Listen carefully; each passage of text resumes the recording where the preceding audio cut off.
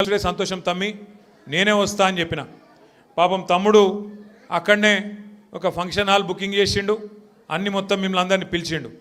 పిలిస్తే ఇక మీ ఎమ్మెల్యే గారు కేసీఆర్ దయతోని మీ ఆశీర్వాదంతో మీరందరూ ఓట్లేస్తే కారు గుర్తు మీద గెలిచిన ఎమ్మెల్యే ఇవాళ మరి మన పార్టీలోకి అనిల్ రెడ్డి వస్తానంటే ఆ ఫంక్షన్ హాల్లోనికి ఫోన్ చేసి బెదిరించిండంట. అట్లెట్లు ఇస్తావు, ఏం సంగతి నీకు, నీ సంగతి చూసుకుంటా, మా వెనక వీడున్నాడు వాడున్నాడు అని చెప్పి ఆయన చెప్పిండట. పాపం ఫంక్షన్ హాల్ ఆయన భయపడి ఆయన వెనకకు పోయిండు.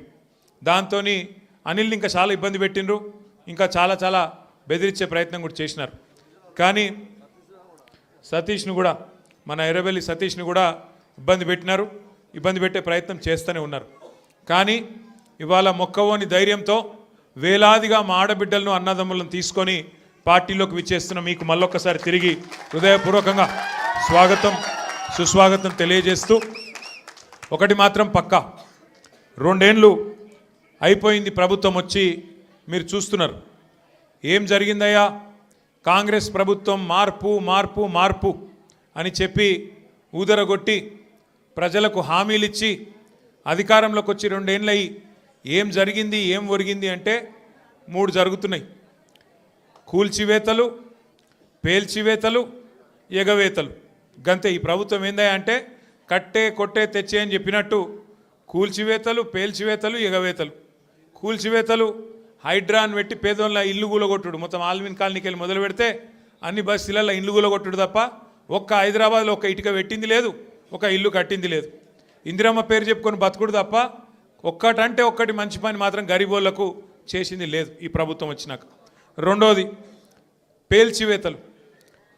ఈ లంగలే, ఈ కాంగ్రెస్ వాళ్ళే ఆ కాళేశ్వరంలో ఉన్న మేడిగడ్డ బ్యారేజ్ని వీళ్ళే వెలిచిండ్రు. తర్వాత ఇప్పుడు మన చెక్ డ్యాములు వెలుస్తున్నారు. ఒకటి కాదు 2-3 వెలిచిండ్రు ఇప్పటికే. కేసీఆర్ గారేమో కడితే ఈ దరిద్రులు వచ్చిన తర్వాత పేల్చి పారేస్తున్నారు చెక్ డ్యాములు. ఇక మా వెంకటేశ్వర రెడ్డి గారు ఇక్కడ ఉన్నాడు, ఆయన ఒక్క కాన్స్టిట్యున్సీలనే కేసీఆర్ గారు దేవరకద్ర, మహబూబ్నగర్, వెనుకబడ్డ నియోజకవర్గం అని చెప్పి పెద్ద ఎత్తున అక్కడ ఒకటే కాన్స్టిట్యున్సీలో దగ్గర దగ్గర 10-20 చెక్ డ్యాములు, 36 చెక్ డ్యాములు కట్టించిండు. వీళ్ళ ముఖాలకు కాంగ్రెస్ వాళ్ళు వచ్చినాక ఒక చెరువు కట్టింది లేదు, ఒక చెక్ డ్యామ్ కట్టింది లేదు, ఒక ఇటుక పెట్టింది లేదు. కానీ ఉన్న చెక్ డ్యామ్లను ఇవాళ బాంబులు పెట్టి పేల్చేస్తున్నారు.